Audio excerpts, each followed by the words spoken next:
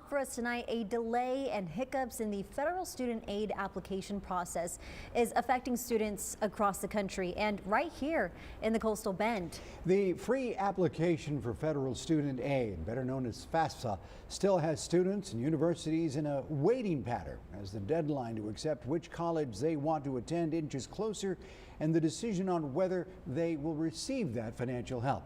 Our Bill Churchwell is here now with our top story tonight. And it's that first step that allows students to apply for scholarships, Pell Grants, and federal loans to help pay for courses, books, even student housing. The restructuring of the application process was supposed to make everything easier, especially for students from low-income households.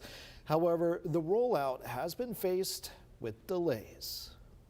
So on a regular year, a campus like ours would have already given financial aid offers to most of our prospective students back in December. However, with all the changes to FAFSA, that got pushed back to mid-March, and so far, nothing, which means they are unable at this point to assemble financial aid offers for students. It causes a lot of angst for families. There are many families who've been able to submit the FAFSA, but perhaps they need to do changes and they're not able to go back in. I sat down with both the VP of Enrollment as well as the Director of Financial Aid, who tell me the issues are something being felt across campuses nationwide. As a result, TAMU-K is getting rid of the application deadline. So even though there's been glitches, there's been delays, and financial aid offers haven't gone out to students across the nation, there's still plenty of time for students to apply.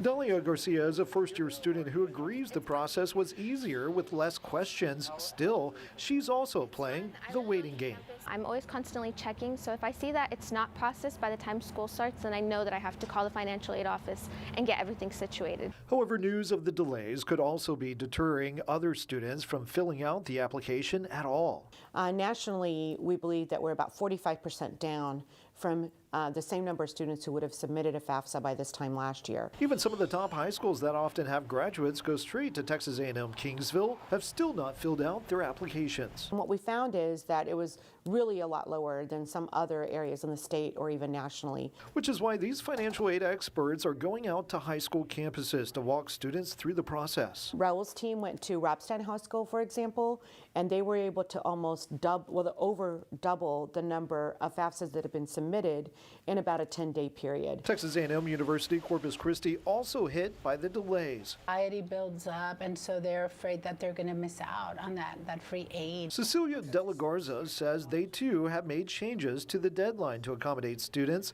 Islanders now have until May 1st. She encourages students to fill out the application because in many cases, this could lead to thousands in financial aid.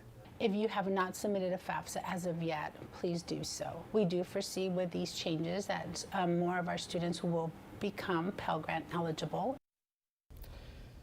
And tomorrow, Texas A&M University Corpus Christi will be hosting the first of a series of community FAFSA events for anyone, even if you don't plan to attend the Island University. This will be helpful information for students and parents. The first one is tomorrow at 6 p.m. over at the Garcia Arts and Education Center at 2021 Agnes Street. We'll be sure to put all that information on our website, KIIITV.com. Back to you.